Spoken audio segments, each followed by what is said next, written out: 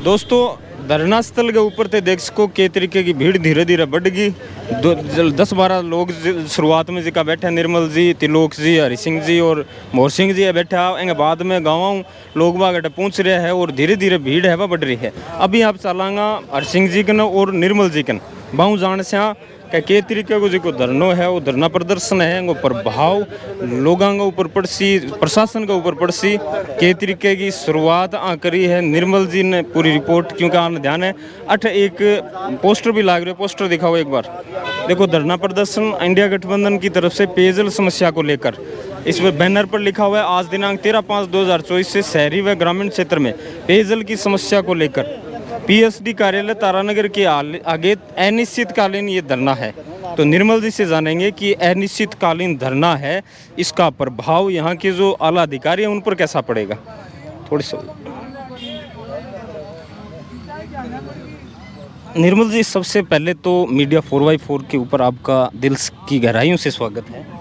आपका भी बहुत बहुत धन्यवाद। किसानों की, आम जनता की जो महत्वपूर्ण समस्या है जिसको आप कवर करने के लिए इस गर्मी में यहाँ पहुँचे हैं, आपने इनकी तकलीफ़ को महसूस किया है और मीडिया जो है वो जनता की आवाज़ होता है। आपके माध्यम से जनता की बात है वो सरकारों तक भी पहुँचती है। आपका भी बहुत बहुत धन्यवाद। निर्मल जी, सबसे पहला क्वेश्चन यही कि मैं आया था तब यहाँ पर 10 लोग बैठे थे और अब है वो सैकड़ों लोग हो गए। सीधा सा मकसद है, लोगों को दिक्कतें तो है, ओरिजिनलिटी में है। अब इस धरने के बाद जो आला अधिकारी हैं उनके ऊपर किस प्रकार का दबाव आप बना पाएंगे?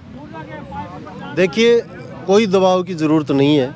लोगों को पानी की ज़रूरत है, वो आपूर्ति करने का काम सरकार का और प्रशासन का है, जिसमें ये पूरी तरह फैल रहे हैं। फैल इसलिए रहे हैं कि आज हम यहाँ 13 मई को धरने पे बैठे हैं। 9 मई को अल्टीमेटम दिया था हमने, हमारे इंडिया गठबंधन की तरफ से, किसान सभा की तरफ से, हमारे तमाम जनप्रतिनिधियों की तरफ से कि ये समस्या है, समस्या का समाधान अगर नहीं करोगे तो हम धरने पे बैठेंगे। हमें देखने वाली बात यह है कि समस्या किस रूप में है।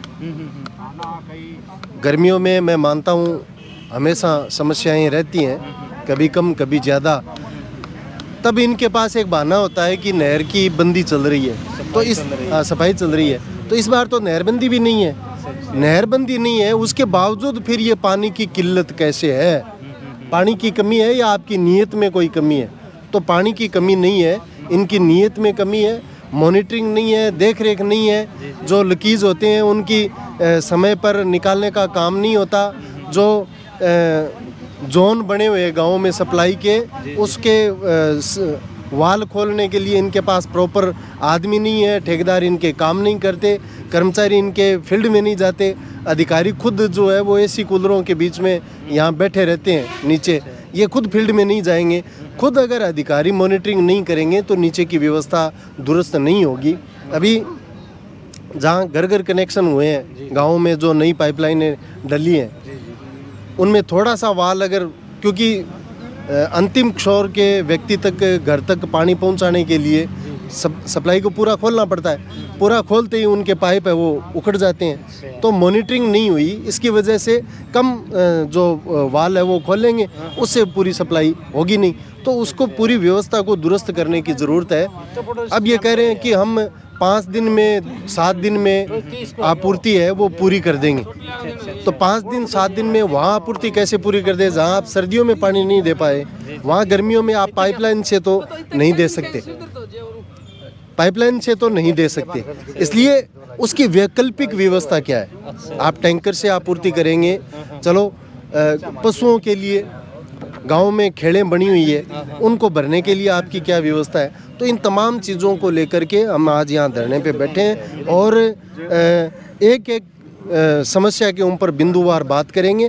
अगर इनके पास हमारी समस्याओं के समाधान के लिए कोई डायग्राम, कोई कार्यक्रम नहीं है तो धरना अनिश्चितकालीन हम यहाँ शुरू करेंगे। निर्मल जी, ये बताइए, एक चीज़ मैंने अभी सुनी थी कि आपने जब यहाँ पर ज्ञापन दिया था उस समय 2 दिन बाद में, 1 दिन बाद में आपके और जो तिलोकाराम जी उनके मोहल्लों में पानी छोड़ दिया गया था।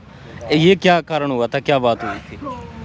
देखिए, कुछ इन्होंने काम किया ताकि लोगों का आक्रोश है वो कुछ कम हो। तो उसमें हमारे कुछ मोहल्ले हैं वो उसमें शामिल हो गए होंगे, लेकिन अकेले एक मोहल्ले के लिए धरना थोड़ी है, अकेले पूरे शहर के अंदर। आपको गुमराह करने की कोशिश की गई? नहीं, ऐसे गुमराह हम होते नहीं है ना। गुमराह ऐसे होने के लिए अकेले कोई हमारे घर में पानी नहीं आ रहा या तिलोकाराम जी के नहीं आ रहा या इनके घर में पानी दे देंगे, इनके मोहल्ले में पानी दे देंगे तो समस्याओं का समाधान हो जाएगा। जो अंतिम छोर पे जो व्यक्ति बैठा है, आज सबसे बड़ी क्या समस्या है, हम प्रैक्टिकल रूप से जो अनुभव करेंगे, आज से 15 साल 20 साल पहले समस्याएं होती थी, पीएचडी की सप्लाई नहीं होती थी, तब लोगों में इतनी मारामारी नहीं होती। वो इसलिए नहीं होती कि हमारे पास हमारे संसाधन थे, हमारे कुंड थे।